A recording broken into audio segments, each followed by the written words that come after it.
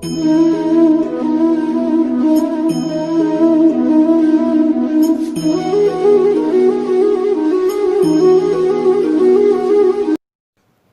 વિદ્યાર્થી મિત્રો, આજે ફરી પાછા આપણે વિડીયો લેક્ચરમાં મળ્યા છે. ત્યારે ધોરણ 9 સામાજિક વિજ્ઞાન વિષય અને વિષયાંક એટલે કે યુનિટ 3 નૂતન વિશ્વ તરફ પ્રયાણ. આજનો આપણો યુનિટ છે નૂતન વિશ્વ તરફના પ્રયાણો. તો ચાલો મિત્રો વિડીયોની શરૂઆત કરીએ.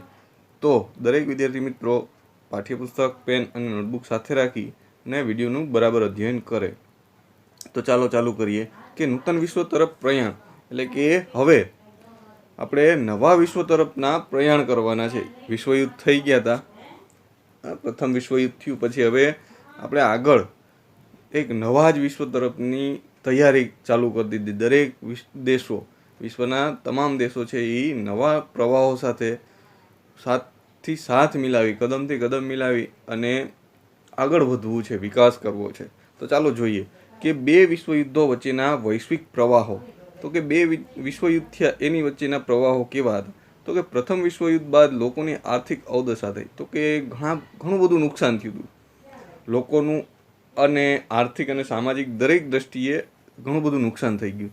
તેને સુધારવામાં તત્કાલીન સરકારો છે એ નિષ્ફળ જાય છે. તો કે સરકારો છે એ નિષ્ફળ ગઈ. તેથી લોકોને લોકશાહીમાંથી વિશ્વાસ ઉઠી ગયો.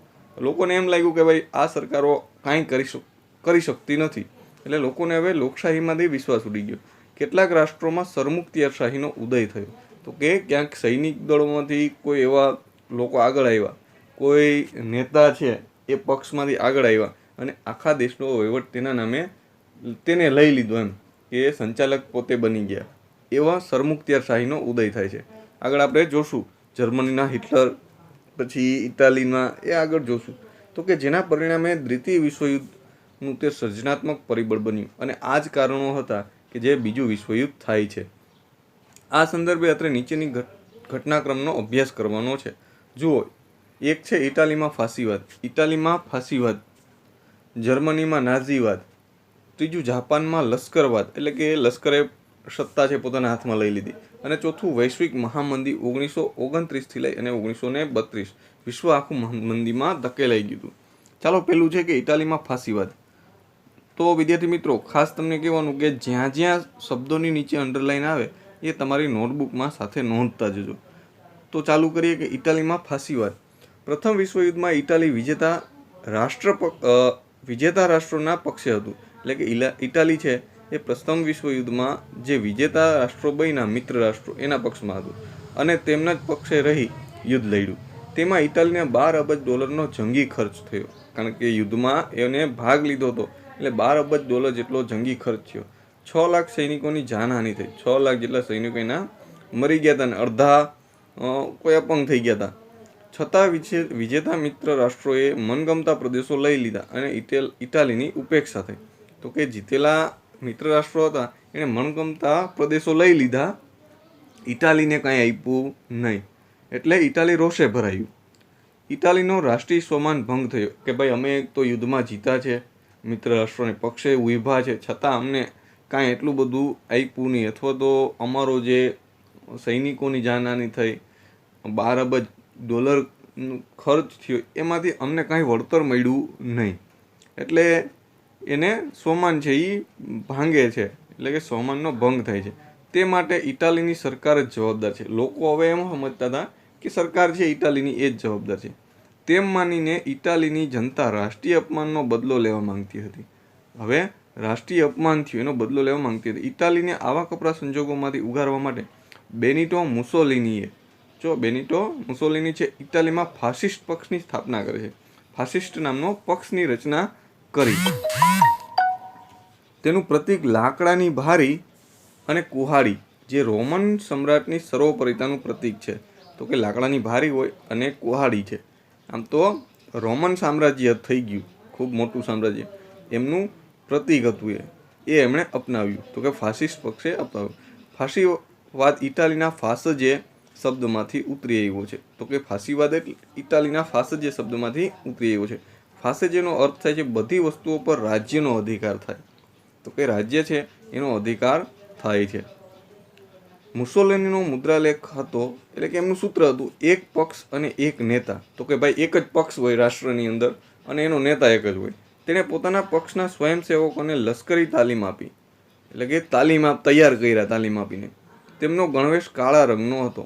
મુસોલિનીએ સત્તા પર આવ્યા પછી ભૂમધ્ય સમુદ્રના રોહોડજ અને ડોડિકાનીઝ ટાપુઓ તુર્કી પાસેથી પડાવી લીધા. તો કે મુસોલિની જે સત્તા ઉપર આવ્યો એટલે એણે અમુક ટાપુઓ છે એ પડાવી લે છે. 1924માં અલ્બેનિયા, એબિસિનિયા અને ફ્યુમ બંદર જીતી લીધા. આટલી સફળતા મેળવ્યા બાદ મુસોલિનીએ રાષ્ટ્રસંઘમાંથી છેડો ફાડી નાખ્યો, એટલે કે ઇટાલી છે એ રાષ્ટ્રસંઘમાંથી નીકળી જાય છે અને રોમ બર્લિન ટોક્યો ધરીમાં તે જોડાયું, એટલે કે ધરી રાષ્ટ્રમાં એ જોડાય છે. આમ ઇટાલી દ્વિતીય વિશ્વયુદ્ધ માટેનું જવાબદાર પરિબળ બન્યું, એટલે કે એમ કહી શકાય કે ઇટાલી છે એ જવાબદાર બને છે દ્વિતીય વિશ્વયુદ્ધ માટે. ચાલો આગળ જોઈએ. ત્યારબાદ જર્મનીમાં નાઝીવાદ. ઇટાલીમાં ફાસીવાદ જોયું, હવે જર્મનીમાં નાઝીવાદ. તો કે પ્રથમ વિશ્વયુદ્ધમાં જર્મનીની હાર થઈ. તો કે પહેલું જે વિશ્વયુદ્ધ હતું એમાં જર્મની હારી જાય છે. તે આર્થિક રીતે પડી ભાંગ્યું, એમ કહેવાય કે એની આર્થિક દ્રષ્ટિ સાવ ભાંગી પડી. પેરિસની શાંતિ પરિષદે વર્સેલ્સની સંધિ, આપણે યુનિટમાં જોયું હતું કે વર્સેલ્સના શીશમહેલમાં સંધિ થઈ, જે શાંતિ પ્રક્રિયા થઈ હતી, જેમાં જર્મની પાસે બંદૂકની અણીએ સહી કરવી પડી. આ અન્યાયી સંધિથી જર્મન પ્રજા અત્યંત ક્રોધિત હતી. એડોલ્ફ હિટલર રાષ્ટ્રીય સમાજવાદી જર્મન કામદાર પક્ષમાં 1919માં જોડાય છે. તો એડોલ્ફ હિટલર, જેને નાઝીવાદના પ્રણેતા પણ કહેવાય, એટલે કે એ 1919માં જર્મન કામદાર પક્ષ, રાષ્ટ્રીય સમાજવાદી જર્મન કામદાર પક્ષમાં જોડાય છે. આ પક્ષ નાઝી પક્ષ તરીકે પણ જાણીતો છે. નાઝી પક્ષની વિચારસરણીમાં રાષ્ટ્રવાદ અને સમાજવાદનો સમન્વય હતો, એટલે કે ભાઈ મારું રાષ્ટ્ર જ શ્રેષ્ઠ, રાષ્ટ્રવાદનો સમન્વય હતો. જર્મનીના રાષ્ટ્રપતિ હિડનબર્ગનું અવસાન થતાં, જર્મનીના રાષ્ટ્રપતિ છે હિડનબર્ગ, એમનું અવસાન થાય છે. હિટલરે રાષ્ટ્રપતિ પદ ધારણ કરી જર્મનીમાં સરમુખત્યારશાહી સ્થાપી, એટલે કે જેવા જ એમના રાષ્ટ્રપતિનું અવસાન થાય છે ત્યારબાદ હિટલર છે પોતાની સત્તા છે એ જર્મની ઉપર સ્થાપી દે છે, એટલે કે સરમુખત્યારશાહી સ્થાપી દે છે. હિટલરે ઉગ્ર અને આક્રમક નીતિ અપનાવી જર્મન પ્રજાને સંકુચિત રાષ્ટ્રવાદ તરફ દોરી, એટલે કે ભાઈ મારું રાષ્ટ્ર જ શ્રેષ્ઠ છે, વિશ્વમાં અમારું રાષ્ટ્ર સૌથી ઉમદા છે, એવી રાષ્ટ્રવાદની ભાવના વિકસાવી. જર્મન પ્રજા હિટલરને ફ્યુહરર, જો એક ફ્યુહરર એટલે કે જર્મન શબ્દ છે જેનો અર્થ થાય છે તારણહાર. તો જર્મનીની પ્રજા એમ માનતી હતી કે ભાઈ હિટલર છે એ અમારો તારણહાર છે. ચાલો આગળ જોઈએ કે નાઝીવાદના સૈનિકો ભૂરા રંગનો લશ્કરી પોશાક પહેરતા અને ખભા પર લાલ રંગની પટ્ટી ચોંટાડતા અને સ્વસ્તિક, જે ભારતીય પ્રતીક છે એવું આપણે એને સાથીઓ કહીએ છીએ, જેવું પ્રતીક લગાવતા હતા. તો એમ કહેવાય કે ભૂરા રંગના એ વસ્ત્રો પહેરતા નાઝીવાદના સૈનિકો. ચાલો આગળ.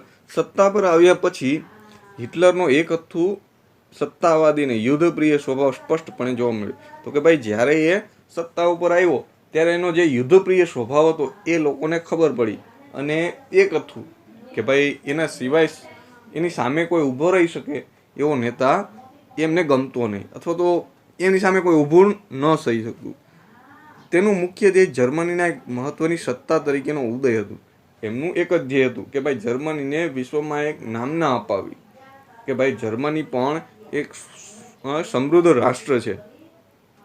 પરંતુ તેની નીતિઓનું લક્ષ્ય જર્મન જાતિના શુદ્ધિકરણના નામે યહૂદીઓ, જીપ્સીઓ અને માનસિક રીતે વિક્ષિપ્ત અસ્થિર વ્યક્તિઓનો નાશ કરવાનું હતું. એણે જર્મન શુદ્ધિકરણની પ્રક્રિયા અપનાવી, જ્યાં જર્મનો જ હોય, એમ જર્મનીમાં એમના લોકો જ હોય, બાકી યહૂદીઓ છે, જીપ્સીઓ છે, એટલે કે બહાર બીજી પ્રજાઓ છે એને ત્યાંથી તગેડી મૂકી અને ઘણાઈને મારી પણ નાખેલા, ઘણા બધા. અને માનસિક અસ્થિર લોકો હતા એમને પણ નાશ કરવાનું કામ છે એ જર્મનીના નાઝીવાદના જે હિટલર હતા એણે કર્યું હતું. બીજા વિશ્વયુદ્ધના અંત સુધીમાં અસંખ્ય યુરોપિયન યહૂદીઓએ જીવ ખોયા. તો કે યહૂદીઓ હતા એને પોતાના જીવ ખોયા, જે હોલોકાસ્ટ નરસંહાર તરીકે ઓળખાય છે, એને હોલોકાસ્ટ કહેવાય. હિટલરનો વિસ્તારવાદ, પાડોશી દેશો સાથેના લશ્કરી પગલાં અને ચોક્કસ જૂથનો નાશ કરવાની નીતિ બીજા વિશ્વયુદ્ધ તરફ દોરી જતા ખૂબ મહત્વના કારણો બન્યા. તો કે ખાસ કરીને હિટલર પણ પોતે યુદ્ધપ્રિય માનસ ધરાવતો હતો અને એમનો જે ચોક્કસ જૂથોનો નાશ કરવાની નીતિ હતી એ પણ બીજા વિશ્વયુદ્ધ તરફ દોરી જાય છે. ચાલો આગળ જોઈએ. ત્રીજો પોઈન્ટ છે કે જાપાનમાં લશ્કરવાદ. હવે જાપાનમાં લશ્કર છે એ સત્તા પોતાના હાથમાં લઈ લે છે. જુઓ કે પ્રથમ વિશ્વયુદ્ધ બાદ 1919ની વર્સેલ્સની સંધિમાં જાપાનને પોતાની ધારણા મુજબના ચીનના પ્રદેશનો લાભ મળ્યો નહીં. તો કે ચીનનો અમુક ભાગ જાપાનને જોતો હતો વિશ્વયુદ્ધ પછીની જે શાંતિ પ્રક્રિયા થઈ, પણ જાપાનને એ લાભ મળ્યો નહીં. જર્મનીના ઘણા સંસ્થાનો ઇંગ્લેન્ડ અને ફ્રાન્સે વેચી લીધા. તો જર્મનીના કેટલાક પ્રદેશો હતા એ ઇંગ્લેન્ડ અને ફ્રાન્સ છે એ વેચી લે છે. આનાથી જાપાનને ઘણો અસંતોષ થયો કે ભાઈ અમને કંઈ એટલું બધું આપ્યું નહીં, અમને આવા પ્રદેશો છે એ આપ્યા નહીં. આ પછી 1921થી લઈ અને 1922 એટલે કે 21-22ની વોશિંગ્ટન પરિષદમાં ઇંગ્લેન્ડ અને અમેરિકાના નૌકાદળના ફક્ત 35% નૌકાદળ રાખવાની દરખાસ્ત જાપાનને સ્વીકારવી પડી. તો એક પરિષદ ભરાણી એમાં નક્કી કર્યું કે ભાઈ 35% જેટલું જ નૌકાદળ રાખવાનું છે, જાપાનને કીધું. એટલે કે ફરજિયાત એને એ સ્વીકારવું પડ્યું. તેને સખાલિન અને સાઇબિરિયાના ટાપુ ખાલી કરવા પડ્યા. જાપાન છે એને સખાલિન અને સાઇબિરિયન ટાપુ હતા એ પણ ખાલી કરવા પડ્યા. તેથી જાપાનનો યુવા વર્ગ નારાજ થયો. જાપાનમાં જે યુવાઓ હતા એ હવે નારાજ થઈ છે. આ સમય દરમિયાન જાપાનમાં ચૂંટણી થઈ. તેમાં લશ્કરી ઢબના શાસનની તરફેણ કરનારા પક્ષોને ચૂંટણીમાં બહુમતી મળી. એટલે કે બહુમતીથી વિજેતા થાય છે. જાપાનના લશ્કરી રાષ્ટ્રવાદે વિસ્તારવાદની નીતિ વ્યાપક બનાવી. હવે જાપાન પણ પોતાનો વિસ્તારવાદનો જે નીતિ છે એ હવે આગળ વધારે છે. જાપાનને રાષ્ટ્રસંઘની સંમતિમાં કાયમી સભ્યપદ ન મળ્યું, કારણ કે અમેરિકા અને રશિયન છે એને કાયમી પદ હતું, ઇંગ્લેન્ડ છે, ફ્રાન્સ છે, પણ જાપાનને પદ મળતું નથી. એટલે જાપાનની સામ્રાજ્યવાદી પ્રવૃત્તિ પશ્ચિમના દેશો રોકી શક્યા નહીં. એટલે કે આજુબાજુના જે દેશો હતા એ એમની જે સામ્રાજ્યવાદની ભૂખ છે એ રોકી ન શક્યા. જાપાને મંચુરિયા પર કબજે કર્યું. ત્યાં પોતાની મંચુકો સરકાર સ્થાપી. મંચુરિયા ઉપર હુમલો કરી, યુદ્ધ કરી અને પોતાની મંચુકો સરકાર એટલે કે પોતાના કહ્યામાં રહી એવી સરકારની સ્થાપના કરે છે 1932માં. તે ઉપરાંત જાપાને કોરિયા, મંગોલિયા, શાન્ટુંગ અને ચીનના કેટલાક પ્રદેશો છે એ કબજે કર્યા અને જર્મની તેમજ ઇટાલી સાથેના સંબંધો સુધારી પોતાનો સામ્રાજ્યવાદનો દોર છૂટો મૂક્યો. તો જર્મની અને ઇટાલી સાથે સંબંધો સારા કરી અને સામ્રાજ્યવાદની નીતિ છે એ હવે આગળ વધારે છે. સમ્રાટ મેઇઝી પછી 1936માં ગાદીએ આવેલા શહેનશાહ હિરોહિટોએ પણ જાપાનની આ પ્રવૃત્તિને ઉત્તેજન આપ્યું. આમ જાપાને રાષ્ટ્રસંઘનો ત્યાગ કર્યો, એટલે કે રાષ્ટ્રસંઘમાંથી નીકળી ગયું 1933માં. તો આપણે જોયું કે ભાઈ જાપાનમાં યુવાઓ વધી ગયા હતા, એટલે કે યુવાઓનું બળ વધી ગયું અને જાપાનમાં લશ્કરવાદ છે એની સ્થાપના થઈ છે. ચાલો આગળ જોઈએ. ચોથો પોઈન્ટ છે વૈશ્વિક મહામંદી 1929માં આવેલી.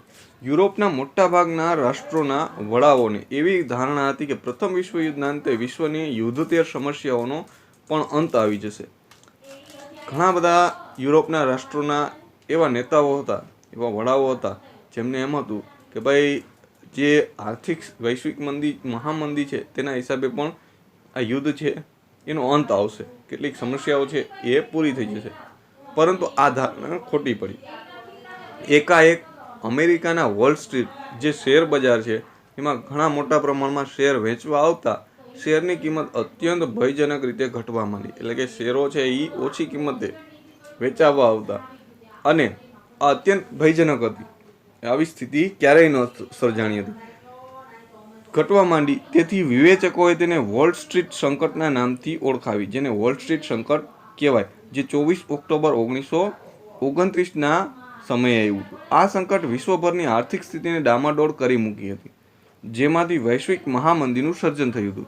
વિશ્વના મોટાભાગના રાષ્ટ્રો આ મહામંદીના પ્રભાવ નીચે આવી ગયા. એટલે કે એમ કહેવાય કે વિશ્વના લગભગ દેશો છે એ આ મંદીમાં આવી ગયા હતા. એનો ક્યાંક ને ક્યાંક એનો પ્રભાવ પડવા લાગ્યો. ગ્રેટ બ્રિટન જેવી મહાસત્તાઓ પણ પોતાના ચલણ પાઉન્ડ સામે અનામત રૂપે રખાતા સુવર્ણના જથ્થાની નીતિ ત્યજવી પડી. એમ કહેવાય કે એ સમયનું ગ્રેટ બ્રિટન કહેવાતું. ખૂબ જ શક્તિશાળી અને મહાસત્તાઓ પર હતું. એમણે પણ પોતાની જે અનામતની નીતિ એટલે કે અમુક પાઉન્ડ સામે સુવર્ણ એટલે કે સોનું છે એનો જથ્થો એ રાખતી હતી, તો એ પણ એને જથ્થાને ત્યાગ કરવો પડે છે. તેનો પ્રભાવ વિશ્વના અન્ય રાષ્ટ્રોને આંતરરાષ્ટ્રીય વ્યાપાર ઉદ્યોગ પર પડ્યો. તો કે ત્યાં વેપારમાં તો પડ્યો જ, પણ બીજા રાષ્ટ્રોમાં જે વ્યાપારી સંબંધો હતા, ઉદ્યોગો હતા, એમાં પણ એનો પ્રભાવ પડે છે. અમેરિકા જેવા સમૃદ્ધ રાષ્ટ્રોએ આર્થિક સ્થિતિની અવગણના કરીને પણ કડક નિયંત્રણો લાદવા પડ્યા. વિશ્વ વ્યાપાર ઘટીને અડધો થઈ જવા પામ્યો. એટલે કે એમ કહેવાય કે વ્યાપાર છે એની ક્ષમતા ઘટી ગઈ. આમ દ્વિતીય વિશ્વયુદ્ધની રૂપરેખાનું સર્જન થયું અને ધીરે ધીરે દ્વિતીય વિશ્વયુદ્ધ થાય એવી રૂપરેખા તૈયાર થઈ ગઈ કે ભાઈ હવે નજીકના ભવિષ્યમાં જ બીજું વિશ્વયુદ્ધ થવાનું છે. ચાલો, નવો પોઈન્ટ છે કે દ્વિતીય વિશ્વયુદ્ધ 1939થી 1945ના પરિબળો. તો ભાઈ જોઈએ કે 1939થી 1945 દરમિયાન જે બીજું વિશ્વયુદ્ધ થયું એના કેટલાક પરિબળો હતા. જુઓ કે પ્રથમ વિશ્વયુદ્ધના અંતે થયેલ વર્સેલ્સની સંધિમાં એટલે કે સીસમેલમાં જે સંધિ થઈ હતી, શાંતિ પ્રક્રિયા થઈ હતી, એ જ સમયે બીજા વિશ્વયુદ્ધ માટેના બીજ વવાઈ ગયા હતા. તો કે જે ધરી રાષ્ટ્રો હતા જે યુદ્ધમાં પરાજિત થયા હતા, વિશ્વયુદ્ધમાં પરાજિત થયા, હવે એમના સ્વમાનની ક્યાંક અથવા અને આર્થિક દ્રષ્ટિએ નબળા થઈ ગયા હતા. એમની આર્થિક વ્યવસ્થા પડી ભાંગી હતી. હવે એમના મનમાં ક્યાંક ને ક્યાંક રંજ હતો અને ત્યારે જ બીજા વિશ્વયુદ્ધના બીજ વવાઈ ગયા એવું કહેવાય. પેરિસની શાંતિ પ્રક્રિયા અનેક રાષ્ટ્રોને અસંતુષ્ટ કર્યા હતા. તો કે એ અસંતુષ્ટ થઈ ગયા હતા. ત્યારબાદ બનેલી ઘટનાઓ દ્વિતીય વિશ્વયુદ્ધ તરફ દોરી જાય છે કે ભાઈ એ સમયે હારેલા રાષ્ટ્રોને તો ઘણું બધું ભોગવવું જ પડ્યું, પણ જે રાષ્ટ્રો હતા જે યુદ્ધમાં ભાગ લીધો હતો અને પોતે જીતી ગયા હતા, જે મિત્ર રાષ્ટ્રોની સાથે રહી અને વિજેતા બન્યા હતા, છતાં પણ એમને ઘણો બધો યુદ્ધ દંડ કે યુદ્ધમાં કેટલીક જાનહાનિ થઈ, આર્થિક દ્રષ્ટિએ પડી ભાંગ્યા હતા, ઘણો બધો ખર્ચો થયો હતો, એ પ્રમાણેનું વળતર એમને મળતું નથી. મિત્ર રાષ્ટ્રો તરફથી એ એવા રાષ્ટ્રોને કેટલોક ફાળો કે કેટલાક પ્રદેશો એમને મળતા નથી, કેટલીક રકમ એમને મળતી નથી, જેના હિસાબે એમને પણ એનું દુઃખ હતું, એમનો રંજ હતો અને એ જ કારણો હતા કે જે બીજા વિશ્વયુદ્ધ તરફ દોરી જાય છે. ચાલો આગળ જોઈએ કે દ્વિતીય વિશ્વયુદ્ધના પરિબળો. એમાં પહેલું છે કે ઉગ્ર રાષ્ટ્રવાદ. હવે રાષ્ટ્રવાદની ભાવના પણ ઉગ્ર એમ વધારે. પ્રથમ વિશ્વયુદ્ધ પછી જર્મન, જાપાન અને ઇટાલીમાં ઉગ્ર રાષ્ટ્રવાદનો વિકાસ થયો. ત્રણેય દેશ એવા હતા કે હવે બીજા વિશ્વયુદ્ધમાં આગળ આવે છે. વર્સેલ્સની સંધિ જર્મની અને તેની પ્રજા ક્યારેય ભૂલી શકી ન હતી. તો જર્મની તો ભૂલવા તૈયાર જ ન હતું. પરિણામે જર્મનીમાં નાઝીવાદ વિચારસરણીને વધારે અને જ્યાં જ્યાં જર્મન પ્રજા વસતી હોય તે પ્રદેશ જર્મનીને મળવો જ જોઈએ તેમ કહી ઓસ્ટ્રિયા અને ઝેકોસ્લોવેકિયાના કેટલાક પ્રદેશો હિટલરે હડપી લીધા હતા. તો જર્મનીના હિટલર છે એણે કીધું કે ભાઈ જ્યાં જ્યાં જર્મનો વસે છે એ જર્મનીના પ્રદેશો છે, એટલે કેટલાક પ્રદેશો એણે ઝડપી લીધા. વર્સેલ્સની સંધિમાં ઇટાલીની અવગણના થઈ, તેની પ્રજા ભૂલી ન શકી, તો ઇટાલી પણ એ ભૂલી ન શક્યું. ઇટાલીમાં મુસોલિનીએ ફાસિસ્ટ પક્ષના નેતૃત્વ તળે ઉગ્ર રાષ્ટ્રવાદ શરૂ કરી સામ્રાજ્યવાદ નીતિ અપનાવી, એટલે કે પોતાનો પણ સામ્રાજ્ય વધે એવી નીતિ એણે અપનાવી ઇટાલીના મુસોલિનીએ. બીજી બાજુ એશિયામાંથી જાપાને પણ સામ્રાજ્યવાદની દોડમાં ઝંપલાવ્યું. આમ વિશ્વ શાંતિ જોખમરૂપ બની હતી. બીજું છે કે જૂથબંધીઓ. અંદરો અંદર જૂથબંધીઓ થઈ કે ભાઈ આ દેશ આની સાથે મિત્ર તરીકે જોડાણું, બીજો રાષ્ટ્ર બીજા સાથે, એમ કે પ્રથમ વિશ્વયુદ્ધ બાદ ફ્રાન્સને હંમેશા જર્મનીનો ભય રહેતો હોવાથી બેલ્જિયમ, પોલેન્ડ, રૂમાનિયા તેમજ ઝેકોસ્લોવેકિયા સાથે મૈત્રી કરારો કર્યા. તો હવે અંદરો અંદર એવા સંકટો હતા, અંદરો અંદર એવી ભાવનાઓ હતી કે ભાઈ એક રાષ્ટ્ર બીજા ઉપર હુમલો કરશે, એટલે અંદરો અંદર કરારો કરવા લાગ્યા. ઇટાલીએ ઝેકોસ્લોવેકિયા, યુગોસ્લાવિયા, રૂમાનિયા, હંગેરી, ગ્રીસ, તુર્કી અને ઓસ્ટ્રિયા સાથે કરાર કરે છે. રશિયાએ જર્મની, તુર્કી, લિથુઆનિયા અને ઈરાન સાથે કરાર કર્યા. ઇટાલીએ પણ જર્મની અને જાપાનના સહયોગથી રોમ, બર્લિન, ટોક્યો ધરીની રચના કરી, એટલે કે ત્રણેય ધરી રાષ્ટ્રો કહેવાય. આગળ કે ભાઈ ઇંગ્લેન્ડ અને ફ્રાન્સે લોકશાહી મૂલ્યોવાળું બીજું જૂથ રચ્યું, તો ઇંગ્લેન્ડ અને ફ્રાન્સ પણ એમાં પાછળ ન હતું. જર્મનીએ રશિયા સાથે બિન આક્રમક સંધિ કરી, તો જર્મનીએ રશિયા સાથે બિન આક્રમક સંધિ કરી, એટલે કે કોઈ પણ મુદ્દાઓ ઉપર આક્રમક ન થવું. આથી વિશ્વમાં ભયનું સામ્રાજ્ય ઊભું થયું હતું. આ પરિબળે વિશ્વયુદ્ધને વેગ આપ્યો હતો કે ભાઈ ઘણા બધા રાષ્ટ્રો છે એકબીજાથી ડરવા લાગ્યા કે ક્યારેક શું થાય, ક્યારે યુદ્ધ કરે. તો આવી પ્રવૃત્તિઓ હવે ચાલુ થવા લાગી હતી. ત્રીજો પોઈન્ટ છે લશ્કરવાદ. પ્રથમ વિશ્વયુદ્ધ પછી શાંતિની જાળવણી કરવા માટે પ્રયાસો કરવામાં આવે, એટલે કે વિશ્વ આખું શાંતિ ઝંખતું હતું. તેનાથી ઉલટું યુરોપના રાષ્ટ્રો શસ્ત્રીકરણની હરીફાઈ કરી રહ્યા હતા. એટલે કે યુરોપમાં હવે શસ્ત્રોનું ઉત્પાદન વધવા લાગ્યું. એટલે કે એકબીજા રાષ્ટ્રો છે એ હરીફાઈ કરવા લાગે છે. યુરોપમાં દરેક રાષ્ટ્રોમાં માત્ર ને માત્ર શસ્ત્રોનું ઉત્પાદન વધ્યું. તો કે મોટાભાગના યુરોપના દેશો હતા હવે શસ્ત્રો ઉત્પાદન કરવા લાગ્યા હતા. એકબીજાથી ચડિયાતા યુદ્ધ શસ્ત્રો બનાવવામાં આવ્યા. એકબીજા રાષ્ટ્રો કરતાં શક્તિશાળી અને સારા યુદ્ધ શસ્ત્રો છે એ બનાવવામાં આવ્યા. રશિયા, જર્મની જેવા કેટલાક રાષ્ટ્રોએ તો લશ્કરમાં ફરજિયાત તાલીમ શરૂ કરી. તો જર્મની, રશિયા જેવા રાષ્ટ્રો છે એ પોતાના લશ્કરમાં લશ્કરી તાલીમ છે એની શરૂઆત કરે છે કે ભાઈ ફરજિયાત સૈનિક બનવું હોય તો એને ફરજિયાત તાલીમ આપવી પડે. દરેક રાષ્ટ્રોએ નૌકાદળ, હવાઈ દળ અને ભૂમિ દળમાં વધારો, એટલે કે સૈનિક દળ છે એમાં વધારો કરે છે. પૂર્વમાં જાપાને લશ્કરી તાકાત વધારી, તો પૂર્વનો દેશ જાપાન છે એણે પણ પોતાની લશ્કરી તાકાત છે એ વધારે છે.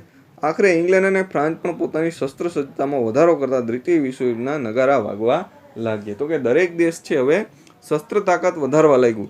એટલે ધીરે ધીરે યુદ્ધ છે, બીજું વિશ્વયુદ્ધ થવાનું હતું, એના ભણકારા ભાગવા લાગે છે. ચાલો ચોથું છે કે રાષ્ટ્રસંઘની નિષ્ફળતા. તો કે જે કામ માટે રાષ્ટ્રસંઘની સ્થાપના થઈ હતી કે ભાઈ યુદ્ધો રોકવા અને શાંતિ સ્થાપવી, હવે રાષ્ટ્રસંઘ છે એ નિષ્ફળ ગયું. કે પ્રથમ વિશ્વયુદ્ધ બાદ વિશ્વમાં શાંતિ માટે રાષ્ટ્રસંઘની સ્થાપના કરવામાં આવી હતી, પરંતુ રાષ્ટ્રસંઘ પાસે વિશ્વના રાષ્ટ્રો પર સાર્વભૌમત્વ ધરાવતી સર્વોપરી સંસ્થા બની શકી ન હતી. એટલે કે બીજા રાષ્ટ્રો છે એમની ઉપર હકથી કહી શકે કે ભાઈ શાંતિ પ્રક્રિયા રાખો, શાંતિ જાળવી રાખો, યુદ્ધો ન કરો, એવું કોઈ એની પાસે એવી સંસ્થા ન બની શકી કે ભાઈ સર્વભૌમત્વ ઉપર અધિકાર હોય, કે તેની પાસે પોતાના આદર્શોનું પાલન કરવા માટે કેટલાક ધ્યેયો હતા, એનું પાલન કરવા માટેનું પોતાનું લશ્કર ન હતું.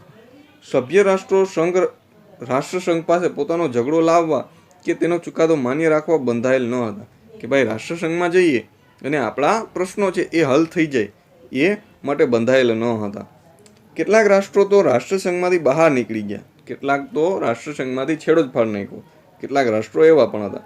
શરૂઆતમાં રશિયા અને જર્મનીએ રાષ્ટ્રસંઘનો સાથ છોડી દીધો. ત્યાર પછી ઇટાલી અને જાપાન તેની બહાર નીકળી ગયા. એટલે કે ધીરે ધીરે રાષ્ટ્રસંઘમાંથી આવા રાષ્ટ્રો છે એ બહાર નીકળવા માંડે છે. કારણ કે ઇટાલીએ એબિસિનિયાની આઝાદી ઝૂંટવી લીધી. કારણ કે ઇટાલી છે એણે એબિસિનિયા ઉપર યુદ્ધ કરી અને એ પોતાનામાં ભેળવી લીધું. જાપાને મંચુરિયા પર આક્રમણ કર્યું. જર્મનીએ ઝેકોસ્લોવાકિયાના કેટલાક પ્રદેશો હડપ કરી લીધા. કે પોતાની સામ્રાજ્યવાદી નીતિ છે એ ત્યારે જ સફળ થાય કે જ્યારે રાષ્ટ્રસંઘમાંથી નીકળે. રાષ્ટ્રસંઘ તેને અટકાવી શક્યા નહીં. જુદા જુદા રાષ્ટ્રોની સત્તા લાલચા અથવા સત્તા ભક્તિ રાષ્ટ્રસંઘમાં બળવાન બની. રાષ્ટ્રસંઘ જૂથબંધી અટકાવી શક્યા નહીં. રાષ્ટ્રસંઘની આ સૌથી મોટી નિષ્ફળતા હતી. તો આગળ જોઈએ વિદ્યાર્થી મિત્રો કે ભાઈ રાષ્ટ્રસંઘ જે પોતાના ઉદ્દેશો હતા એ સિદ્ધ ન કરી શક્યું અને પોતાનાથી કેટલાક રાષ્ટ્રો ઉપર કેટલાક નિયમો, એ જે ધારેલા નિયમો કે ઉદ્દેશો હતા એ સિદ્ધ કરી શક્યું નહીં. ચાલો આગળ જોઈએ. 5મો પોઈન્ટ છે વર્સેલ્સની સંધિ. એમાં જોઈએ કે પ્રથમ વિશ્વયુદ્ધને અંતે જે પેરિસમાં શાંતિ પ્રક્રિયામાં વર્સેલ્સની સંધિ કરવામાં આવી, તેમાં જર્મનીને જવાબદાર ગણવામાં કે ભાઈ પ્રથમ વિશ્વયુદ્ધ માટે જવાબદાર જર્મની છે. તેથી યુદ્ધદંડ પેટે એને 6.5 અબજ પાઉન્ડની મોટી રકમ આપવી પડી. તેના રૂહર પ્રાંત જેવા પ્રદેશો પડાવી લેવામાં આવી. જર્મનીની રાઇન નદી છે એ પણ આંતરરાષ્ટ્રીય જળમાર્ગ માટે ખુલ્લી મૂકવામાં આવી. આમ અપમાનજનક અને અન્યાયી સંધિ છે એ જર્મની પર ઠોકી બેસાડવામાં આવી. તો કે જર્મનીને ઘણું બધું ભોગવવું પડ્યું. જર્મનીના સરમુખત્યાર એડોલ્ફ હિટલરે વર્સેલ્સની સંધિને કાગળનું ચિત્રું કહીને ફગાવી દીધી અને દેવાની હાકલ કરી કે ભાઈ એમના જર્મનવાસીઓને કીધું કે ભાઈ આ માત્ર એક કાગળનું ચિત્રું છે, એનાથી આપણે કોઈ લેવા દેવા નથી. એટલે કે જર્મની જે શાંતિ પ્રક્રિયાની જે સંધિ કરી હતી તે આપણે કંઈ લેવા દેવા નથી. તેથી જર્મનીની પ્રજાને યુદ્ધનું પ્રોત્સાહન મળ્યું અને બીજી બાજુ જાપાનને પણ આ સંધિથી અસંતોષ થયો, કારણ કે એને પણ કેટલાક પ્રદેશો મળ્યા ન હતા. એટલે જાપાન પણ આ સંધિથી નારાજ હતું. આમ વર્સેલ્સની સંધિથી કોઈને કોઈ પ્રકારે કેટલાક રાષ્ટ્રોને અન્યાય થયો, માટે વર્સેલ્સની સંધિમાં જ બીજા વિશ્વયુદ્ધના બીજ રોપાયા હતા. એટલે એમ કહેવાય કે પ્રથમ વિશ્વયુદ્ધમાં જ બીજા વિશ્વયુદ્ધના બીજ છે એ રોપાઈ ગયા હતા. ચાલો, છઠ્ઠો પોઈન્ટ છે કે એડોલ્ફ હિટલરની સામ્રાજ્યવાદી મહત્વાકાંક્ષાઓ. એની અંદર જોઈએ કે હિટલર બીજા વિશ્વયુદ્ધના પાયામાં હતો. એટલે કે સૌથી મહત્વનું એ હતું કે શરૂઆત હિટલરથી થાય છે બીજા વિશ્વયુદ્ધની. તે ઉગ્ર રાષ્ટ્રવાદી અને સૈનિકવાદી માનસ ધરાવતો હતો, માટે તે કોઈ પણ હિસાબે જર્મનીની એકતા, સ્થિરતા અને સમૃદ્ધિ ચાહતો હતો. એટલે કે ખૂબ રાષ્ટ્રવાદી માનસ, એટલે કે મારો દેશ સૌથી શ્રેષ્ઠ અને હું સૌથી શ્રેષ્ઠ છું એવું માનતો હતો. હિટલરના આ સામ્રાજ્યવાદનો સૌ પહેલો શિકાર ઓસ્ટ્રિયા બન્યું. એટલે કે એણે સૌથી પહેલાં ઓસ્ટ્રિયા ઉપર હુમલો કરે છે. હિટલરે જર્મન સેના સાથે ઓસ્ટ્રિયામાં પ્રવેશ કર્યો હતો 12 માર્ચ 1938માં. એ 12મી માર્ચ હતી 1938માં ઓસ્ટ્રેલિયામાં જર્મન સેના સાથે હિટલરે યુદ્ધ કર્યું. મ્યુનિચ સંમેલન પછી બીજા જ દિવસે ચેકોસ્લોવેકિયા પર પણ કબજો કરે છે 1 ઓક્ટોબર 1938. ત્યારબાદ માર્ચ 1939 લિથુઆનિયાના મેમેલ બંદર છે લિથુઆનિયામાં, એના ઉપર પણ કબજો કરે છે જર્મન સેના માર્ચ 1939. આમ વિશાળ જર્મન રાષ્ટ્રનું તેણે સર્જન કર્યું. એટલે કે નાના એવા રાષ્ટ્રમાંથી એણે વિશાળ પ્રદેશો કબજે કરી અને વિશાળ જર્મનીનું નિર્માણ કર્યું. હિટલરની આ સામ્રાજ્યવાદની નીતિ દ્વિતીય વિશ્વયુદ્ધ માટે મુખ્ય જવાબદાર હતી.